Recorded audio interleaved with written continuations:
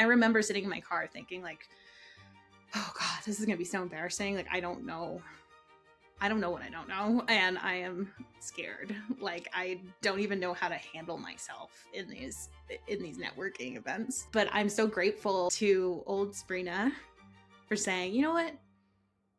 Screw it.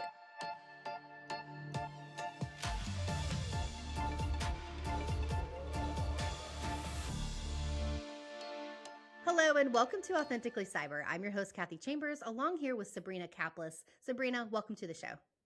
Hey, Kathy. Thank you so much for having me. It's great to have you here. So, Sabrina, you are an AI governance and cybersecurity consultant. And when I first spoke to you, which was a few months ago, we talked sort of about your journey through cyber and how you got to where you are today. And I was absolutely fascinated, not so much by the fact that you're, in cyber today, but how quickly you did that path. And so I'd love to start there. You started your career as a social worker. So if you could take me back to then, and then we'll get to what you do today.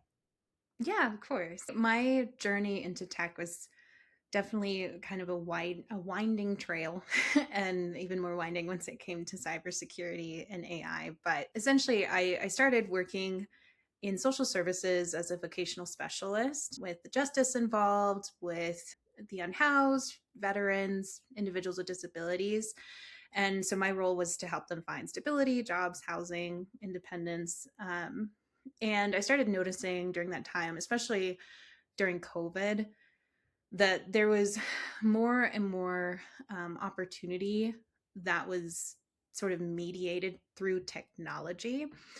And so in my clients noticed, if they didn't have an understanding of digital systems or access to technology or devices, it was really hard to find them jobs. And it was even harder to find them housing and things like that. And so it kind of started me down a rabbit hole of trying to learn how to navigate like online platforms and digital systems, devices. And it was around that time I had stumbled upon this organization.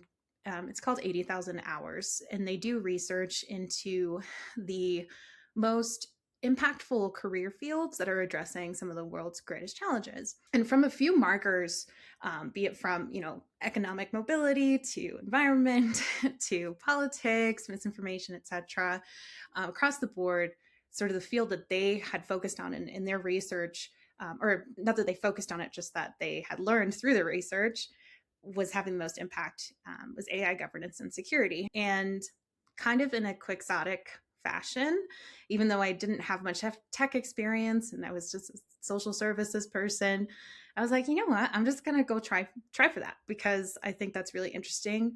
I see the real life impact that can have on the communities that I work with and that I care for. So let me just try it. It was at that point that I switched from studying social work and moved into cybersecurity. And I got out into the community, completed, an IT and securities fundamentals bootcamp just to get some hands-on knowledge, and just really got myself out there.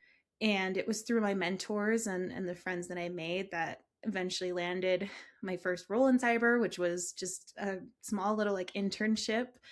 And again, through networking and really going out there and connecting with people across teams in the company, I got to learn more about cybersecurity and more about tech.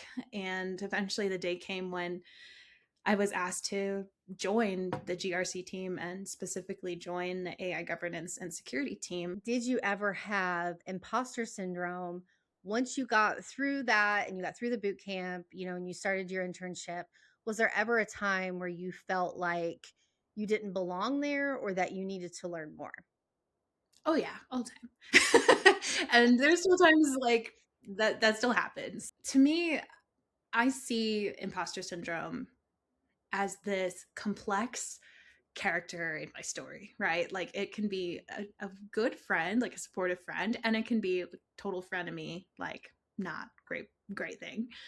But I think it can be a friend in that it keeps you on your toes, it keeps you curious, and it keeps you humble. And it requires a sense of vulnerability with yourself and with others to be able to face that. But oh my gosh, I remember there's one night I think that really set the stage and was like the die is now cast. Like I am now going down this route in cybersecurity. Activate Work, that bootcamp, they had purchased tickets for a handful of us to go to a ransomware thought leadership event through the Colorado Technology Association, which is, it's a pricey event. Was really grateful they got the ticket for me and a handful of others. And I remember a few of us who had got the ticket didn't end up coming. And I talked to a couple afterwards, and they're like, I just didn't want to be surrounded with all these cybersecurity people. I don't know what I'm doing. Like I'm getting my A+. Like this, this is so out of my realm. And I was almost one of them. Like I remember sitting in my car thinking like, oh God, this is going to be so embarrassing. Like I don't know what I don't know. And I am scared. Like I don't even know how to handle myself in these networking events.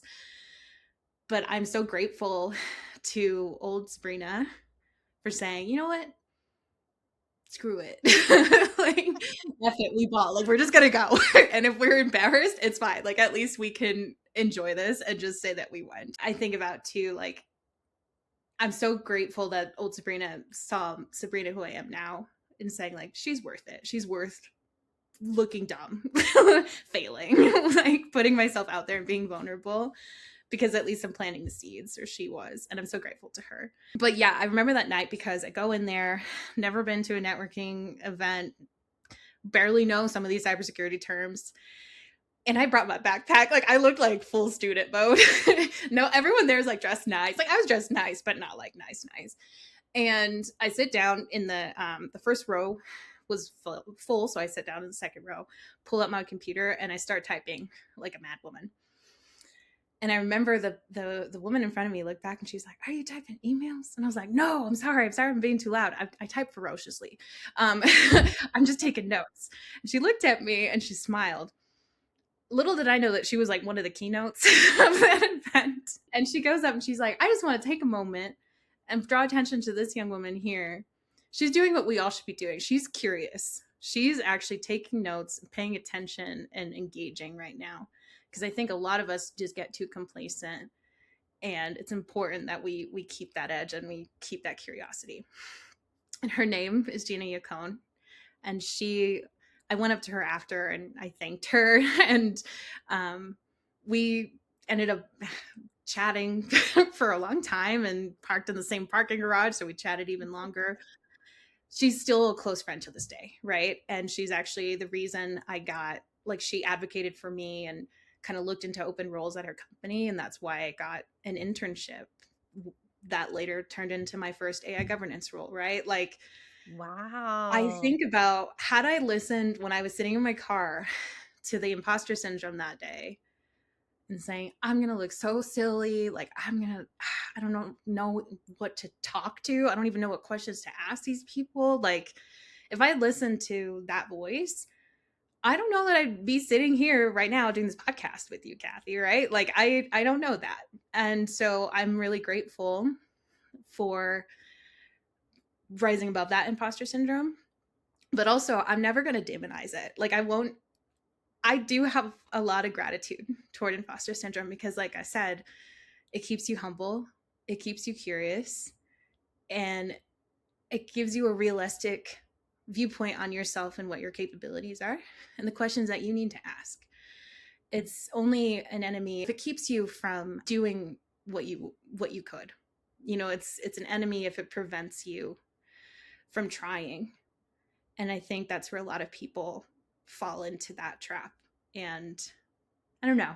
I hope more people just decide that they sit in the car and they decide to go to the event and bring their backpack. Sabrina, that's such an amazing story. And it brings me to the topic of networking and how important it is to put yourself out there. I know some people watching or listening to this podcast right now might be like, I think there's some people, your story might have like scared some people, right? Like, first of all, you were scared to go in, and you go in and then you get called out. It was called out for a good thing, right? But all eyes are on you. Like, oh, this young lady over here. And you're like, oh my gosh. Right? To some people, that's like super scary, but it actually worked in your favor, right? So you and like you said, you and Gina still keep in touch. She's the reason for your first internship. Let's talk about how amazing and how important it is to put yourself out there and network and get to know people in the community. Yeah, absolutely. I think something that has been a helpful framing for me and has been totally reinforced by how welcoming the cybersecurity community, especially here in Denver, has been. At the end of the day, we're all just people. We're just people. like, you could be the CISO, CIO, CEO. You could be Sam Altman. I don't care who you are. Like, you're a person, right? Like, and I think that's one of those like comforting things that no matter how experienced someone is, like they're still a human being, and that means that they for sure had questions when they started out. They for sure probably had really embarrassing moments. They probably carried their backpack into a few events, right? Like, and I see that, and it makes me happy because it's like I'm sure there's a piece of them that can relate now to maybe I'm gonna fumble this next question I'm gonna ask them. But if they're a cool down to earth person, they're gonna love that. They're gonna like want to engage with me more. And so I think a lot of people get intimidated about networking because I know like corporate realm, for better or worse, can be very polished. There's there's this spirit of needing to put on, I don't know, a facade sometimes. And that's true. I mean, unfortunately, like when you're working for companies or, in the professional realm, there is an element of that. But when you're actually in events or in circles that are meant for networking, meant for building community, I feel that if you have the courage and the vulnerability to step out of maybe that facade and that mask and just say, this is who I am, this is what I do, I work in so and so, or I want to get into doing a role of doing this and that, but just say, but here's why. Like, here's why this interests me, or here's who I am beyond all of these buzzwords that may be engaging for an ATS system reviewing my resume. But like, I'm a human, you're a human, we're standing in front of each other. Like, let's just connect on our humanity really quick because that matters more.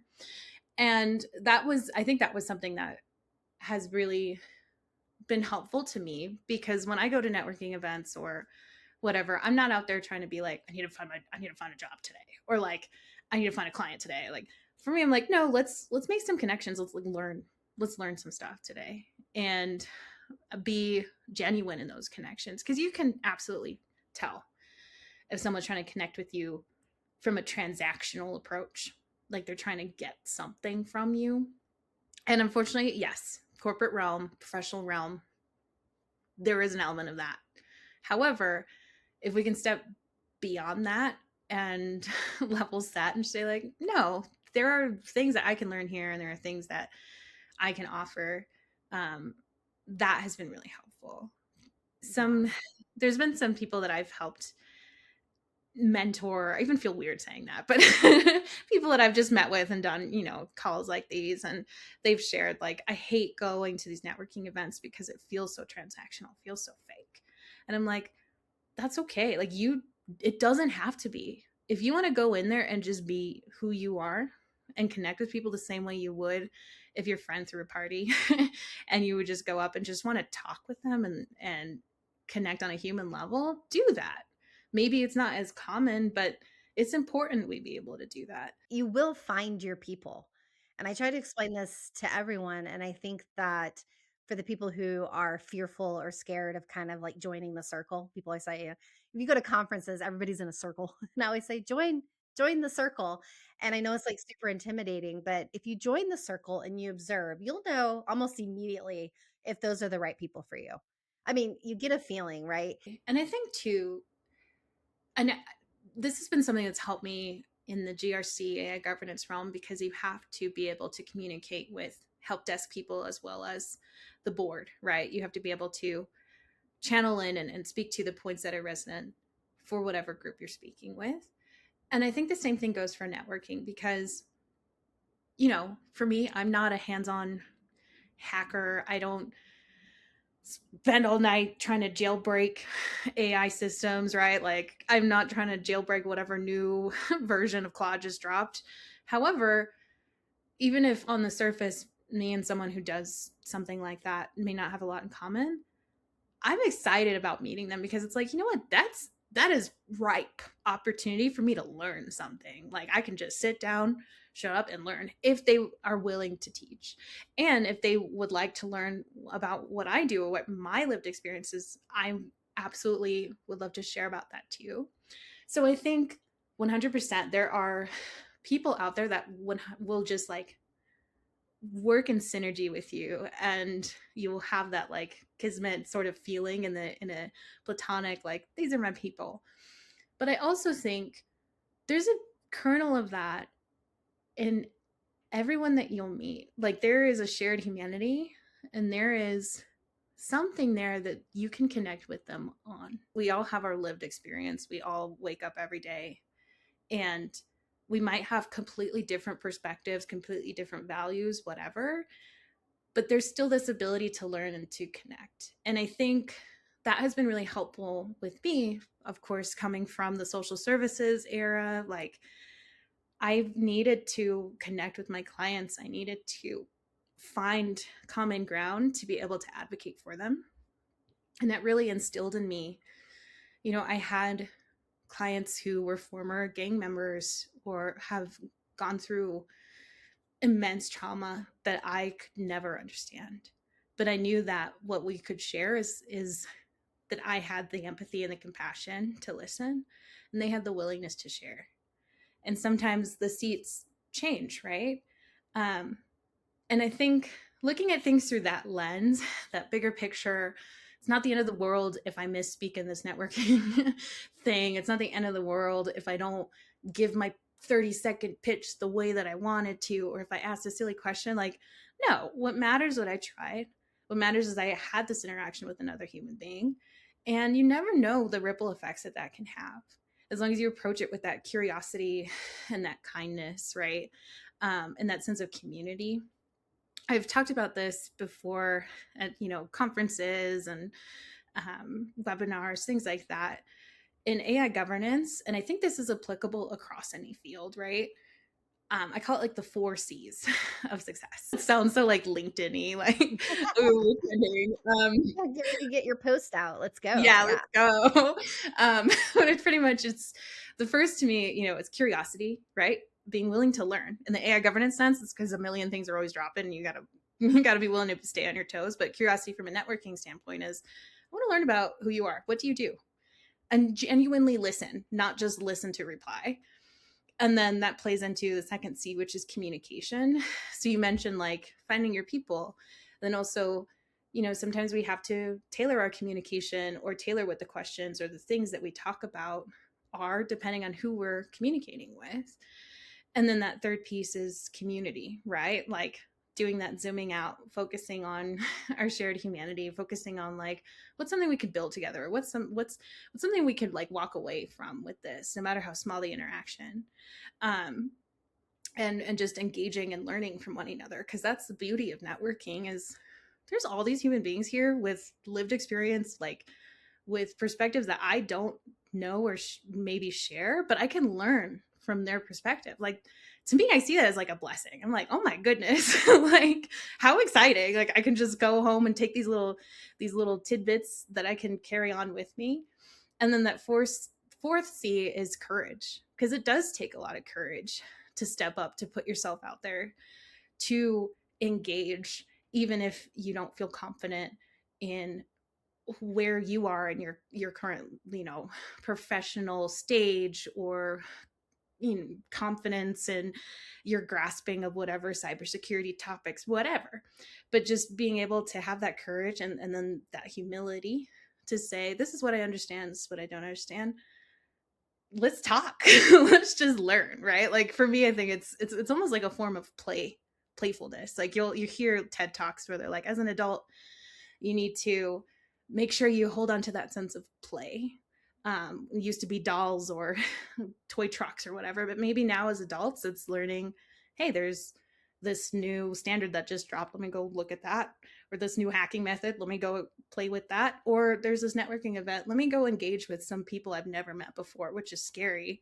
But I'll walk away having learned how to better interact with other people and having learned something new. Um, Yeah. Yeah. yeah. I love that outlook because, I was saying find your people. And to your point, um, it doesn't have to be something that you're super in common with, right? It can be a learning opportunity for you. And I love that you said that.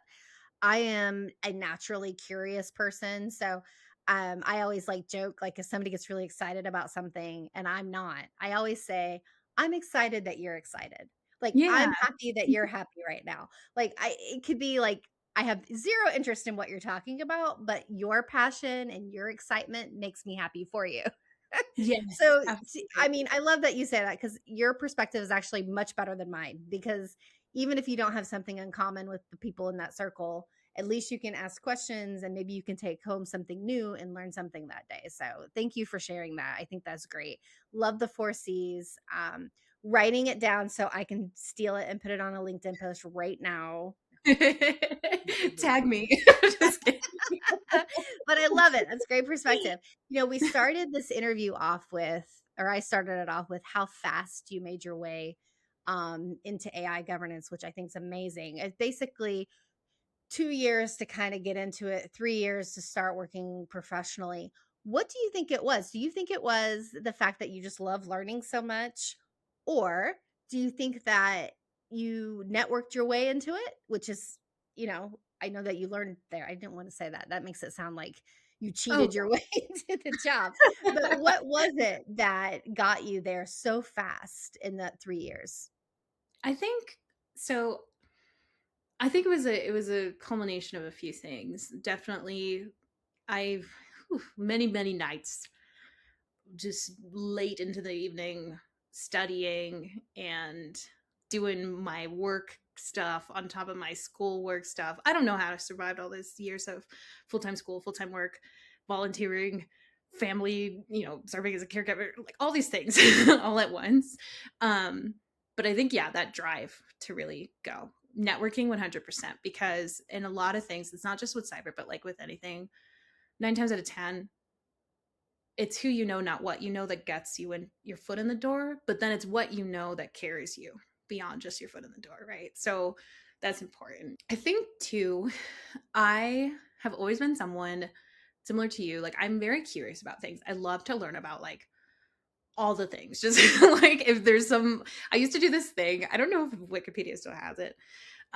It was like a this button you could click and it would just send you to random Wikipedia pages and you would just learn about some new thing. Instead of being a cool kid in high school, that's what I would do. I would just read random, just anything, like ridiculous. Like, what was the first government structure in Greece? Like, what? I should probably be doing my homework right now, but I'm reading about this. I do want to talk about what you do now because you've mentioned AI governance quite a few times. Yeah. Uh, let's talk about what before we go. I really want people to know what that means and what you're doing right now in the AI space. So could you chat with me about what you do like on a day-to-day basis? And you're currently at Rock Cyber, correct? Yeah. Yeah. Okay. So So what is I your role there? For sure. I work with Rock Lambros, who's kind of a well-known voice in the AI governance and security community, and met him through networking, right? And mentioned I'm looking for a consulting role, so he brought me in.